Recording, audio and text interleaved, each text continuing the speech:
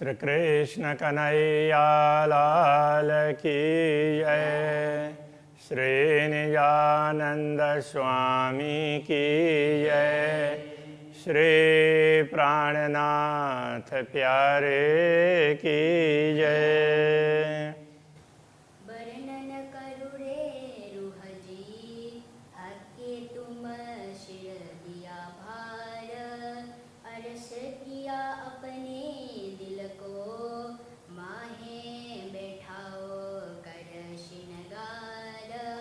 माहे बैठाओ कर श्रृंगार। श्री कृष्ण कन्हैया लाल की जय। श्रृंगार ग्रंथ आरंभ होता है। इससे पूर्व सागर ग्रंथ था और उससे पूर्व परिक्रमा। तो ये सारे ग्रंथ एक दूसरे से जुड़े हुए हैं। परिक्रमा से बात करते हैं तो परिक्रमा में परमधाम का वर्णन किया। एक प्रकार से कहें कि भौगोलिक वर्णन। उसमें फिर अक्षरातीत की अलग अलग प्रकार की लीलाएं, उनका वर्णन हुआ। तो उसके बाद में सागर ग्रंथ, तो सागर में ये समझाया कि पूर्ण ब्रह्म परमात्मा का धाम परम धाम, इसका भी कोई पारावार नहीं है और वहाँ के दृश्य उनका भी पारावार नहीं है और अक्षरातीत धामधनी की शोभा है, उसका कोई पारावार नहीं है। सागर कहने से तो ये है जिसका कोई पारावार ही नहीं है और उनको मूल रूप से मूल मिलाव के साथ में जोड़ा कि सारी चीज़ें तो मूल मिलाव में अक्षरातीत धामधनी विराजमान है। राज्य और श्यामा जी ब्रह्मात्माएं, उसी में सब कुछ है। ऐसा करके उन्हीं से ही तो सब है। आखिर धाम परम धाम जो भी है उनसे ही है, इसलिए सारे सागर मूल मिलाव में ही हैं। इस प्रकार से तो उनका अलग अलग रूप में भी समझा दिया और वहीं बैठे बैठे वहीं हैं ऐसा करके भी समझा दिया। और उनका अनुभव करवाने के लिए तो फिर ये ज्ञान की बात कही और प्रेम की बात कही, प्रेम कैसा होता है। फिर संबंध की बात बताई निस्वत, और उसके बाद में कृपा की बात बताई। अब श्रृंगार ये कहना चाह रहे हैं कि श्रृंगार में वैसे तो इसमें बहुत बातें हैं ज्ञान की और सारी रीत भात बहुत कुछ समझाया, बहुत बड़ा ग्रंथ है, किंतु मूल रूप से ये कहना चाह रहे हैं कि ये सारी शोभा पूर्ण ब्रह्म परमात्मा की ही है। तो उनका ही ये सारा श्रृंगार है जो कुछ भी अनुभव कर सकते हैं अखंड का, और ये नश्वर जगत है, ये केवल कल्पना है। इस बात को समझाना चाह रहे हैं। तो अब ये मंगलाचरण आरंभ में ही है। वर्णन करु रे रूह जी, कहते हैं कि हे आत्मा तुम इसका वर्णन करो। वर्णन करो रे रूह जी, तो आत्मा के लिए कह रहे हैं हे आत्मा तुम वर्णन करो। हके तुम सिर दिया भार, पूर्ण ब्रह्म परमात्मा ने ये दायित्व तुम्हें दिया है। अरस किया अपने दिल को, माए बैठाओ कर श्रृंगार। तो तुम्हारे दिल को तुम्हें नश्वर शरीर दिया और उसके दिल को परमधाम बना दिया। उसमें स्वयं पूर्ण ब्रह्म परमात्मा विराजमान हो गए।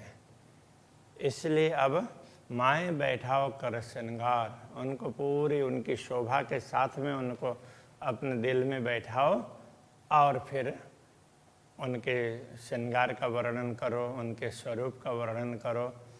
तो ये सब पूर्ण ब्रह्म परमात्मा ने तुझे दायित्व दिया है, तुझ पर कृपा की है। आत्मा के लिए कह रहे हैं, अपने आत्मा के लिए। रूह चाहे वर्णन करो, आत्मा तो चाहती है कि वर्णन करें अखंड स्वरूप की, अखंड स्वरूप का, और इस दुनिया में वर्णन करें, इस माया में। सुपन में सतस्वरूप की किन कई न हक सूरत। किंतु आज तक का इतिहास ऐसा रहा है कि इस स्वप्नबद्ध जगत में किसी ने भी पूर्ण ब्रह्म परमात्मा के स्वरूप की बात नहीं कही है। तो स्वरूप की बात करेंगे तो फिर श्रृंगार की बात आएगी, तो ऐसा कभी हुआ नहीं है। रात दिन बसे हक अरस में, मेरा दिल किया अरस सोए।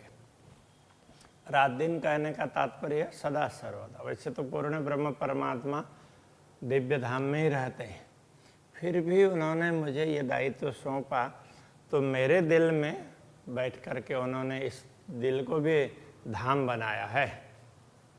और परम धाम को छोड़ करके बैठे ऐसा नहीं है। जैसे श्री कृष्ण अवतार में भगवान विष्णु वैकुंठ छोड़ करके मृत्यु लोक में आए थे, तो ऐसे पूर्ण ब्रह्म परमात्मा परम धाम छोड़ करके आते हों, ऐसा नहीं है। तो परम धाम के समय के हिसाब से दुनिया में तो लाखों करोड़ों वर्ष बीतेंगे, उसके लिए तो वहाँ तो एक निमेष भी नहीं होता है। ब्रह्मा आत्मा के हृदय में वो ब्रह्मा आत्मा स्वयं को भूल जाती है, दुनिया को देख करके सब कुछ भूल जाती है। जैसे किसी ने किसी उसमें बड़े पर्दे पर कुछ दिखा दिया, कुछ दृश्य, तो उस समय वो किसी को इतना अच्छा लगा, अथवा तो जो भी हो इतना अच्छा लगा, तो उसमें वो कहाँ बैठे हैं, क्या कर रहे हैं, वो सब भूल जाएंगे। तो ऐसे अक्षरातीत पूर्ण ब्रह्म परमात्मा ने ये दुनिया दिखा दी, तो ब्रह्मात्मा सब कुछ भूल करके बैठी है। तो उसके उनके हृदय को भी, ब्रह्मात्मा के हृदय को उन्होंने धाम बना दिया। क्यों न होए मोहे बुझ रखी। हाँ, तो जब मुझे ये दायित्व दिया, सब वर्णन तुम्हें करना है, सदगुरु ने मुझे ये बताया था, तो मुझे ये सब समझदारी क्यों ना हो, तो ये वर्णन करने के लिए ऐसा हुआ न कोई होए। तो अभी तक किसी को ये दायित्व मिला परमात्मा की ओर से, और उसके द्वारा ये काम हुआ हो, ऐसा कोई व्यक्ति दुनिया में नहीं हुआ। कि न कायम द्वार न खोलिया अव्वल से आज दिन। अव्वल का तात्पर्य आरंभ, सृष्टि के आरंभ से लेकर के अभी तक किसी ने भी अखंड के द्वार खोल करके स्पष्ट ये अखंड धाम है ऐसा करके किसी ने नहीं बताया। सब ने अखंड है, ऐसा करके वो दूर है ऐसा बता दे, जैसे सूर्य है, चंद्रमा है, ऐसा करके। कोई वहाँ जा करके देख करके बता दे ना कि ये चीज़ ऐसी है, तो ऐसा तो नहीं हुआ।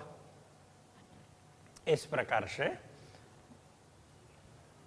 तो वो बता रहे हैं कि दूर से तो ये है वो है ऐसा बता दें, लेकिन वहाँ जा कर के देखे तो अनुभव होगा ना, तो ऐसा नहीं है। तो ये शोभा मुझे दी है, मुझे दायित्व दिया है, ये बताना चाह रहे हैं। कि न कायम द्वारा न खोले अव्वल से आज दिन, जो कोई बोलिया सो फनामी ने। जो किसी ने यदि अखंड की बात बताई, वो भी नश्वर जगत में बताई, उसको देख करके नहीं। कि न पाया न बकावत, न अखंड को यथार्थ में किसी ने पाया नहीं, तो दूर से है ये बताया, किंतु उसको देख करके बताने वाले ऐसे कोई नहीं मिले। अरस बका हक वर्णन सो बीच फना जिमी क्यों होए। इसलिए इस नश्वर जगत में अखंड का वर्णन नहीं हो पाया। अबल से आज दिन लगे, बका शब्द न बोलिया कोई। इसलिए सृष्टि के आरंभ से लेकर के अभी तक कोई भी अखंड की बात इतना स्पष्ट रूप से नहीं बता पाया। नश्वर और अखंड की तुलना करके बता रहे हैं, अंतर क्या है। ए चेतन कहावे झूठी जीमी, सो सब जड़ तो जान। इस नश्वर जगत में जो भी चेतन दिखाई देते हैं, ये यथार्थ में जड़ी हैं, इनको जड़ी समझ लो। जो थीर कहावे अर्श में, परमधाम में जो स्थिर है, दुनिया में जो चलायमान है वो भी जड़ कहलाएंगे। परमधाम में जो स्थिर है तो उनको भी चेतन समझना चाहिए। परमधाम में हर वस्तु चेतन है और दुनिया में कोई भी चेतन नहीं है। कहने का तात्पर्य यह है, दुनिया जड़ी ही है, चेतन तो इसमें थोड़े समय के लिए आते हैं, उनका दृष्टि पड़ती है। ब्रह्मात्मा और ईश्वरी सृष्टि, उनकी तो दृष्टि पड़ी है, तो खुद तो चल करके नहीं आए हैं वहाँ छोड़ करके। और इसको, इस जड़ता को भी बढ़ाने के लिए जो चेतनाएं आई है वो भी अस्थाई आई है, मूल रूप से तो आई नहीं। तो दुनिया तो ये सब जड़ी है, मूल रूप से इसमें कुछ भी चेतन नहीं है। वो अस्थाई, थोड़े उस क्षण के लिए जो भी जीव सृष्टि आती है तो इस प्रकार से आती है। ये झूठी रवे से और है, और अरस में और नामत। दुनिया की रीत भात इसलिए झूठे हिसाब से अलग प्रकार की है, और परमधाम की रीत भात अलग है। तो परमधाम को समझने के लिए पहले परमधाम की रीत भात को समझना होगा। एक या निमुना अरस जानने पर बने न तफावत। ये उदाहरण जो दे रहे हैं दुनिया का, परमधाम को समझाने के लिए बता रहे हैं। किंतु ये अंतर बताना, तफावत का तात्पर्य अंतर बताना भी ऐसे तो बनता नहीं है, क्योंकि ये तो कुछ है ही नहीं। परमधाम के लिए तो दुनिया में कोई उदाहरण है ही नहीं, इसलिए तो ये अंतर भी समझाने के लिए बताया। वास्तव में तो इसमें अंतर बताने का कुछ होता ही नहीं है। सतलोक मृतलोक दो कहे, और स्वर्ग कया अमृत। तो दुनिया में सत्यलोक, उसको तो अखंड मान दिया, और मृतलोक को मृत्यु होता है इसलिए वो नाशवान मान लिया, और स्वर्ग कया अमृत, स्वर्ग को भी अमर मान दिया, क्योंकि स्वर्ग में भी कोई मरते नहीं है।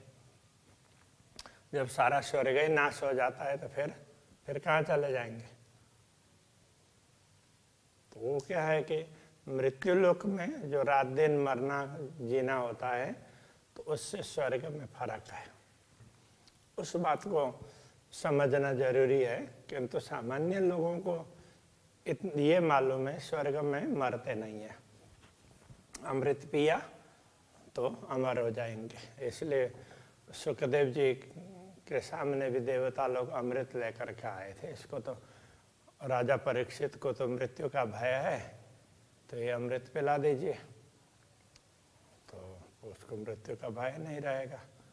और आप जो अमृत पिला रहे हैं वो हमें पिला दीजिए, वो बताने के लिए आए थे।